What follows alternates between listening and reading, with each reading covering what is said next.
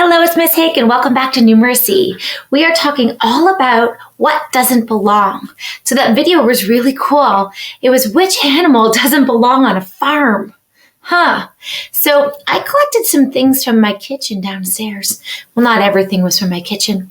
And I want you to tell me which object doesn't belong and why. Are you ready? I have a banana, some Play-Doh, an apple, and a mango. Which one do you think doesn't belong? Did you say Play-Doh? Why? Yeah, everything else is fruit. Amazing. You can eat a mango and an apple and a banana, but you're not really supposed to eat Play-Doh, are you? No, thank you. Okay, so why don't you decide on a couple different sets of things? I'll go one more time. So that would be my first set. Hello? No, not right now. I'm on kindergarten. Okay, bye. Sorry, phone call.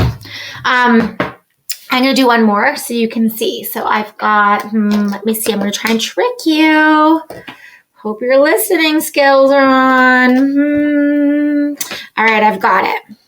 Which one doesn't belong? Did you say crayon? Yeah. So marker, marker, marker, crayon. So that would be a set of things.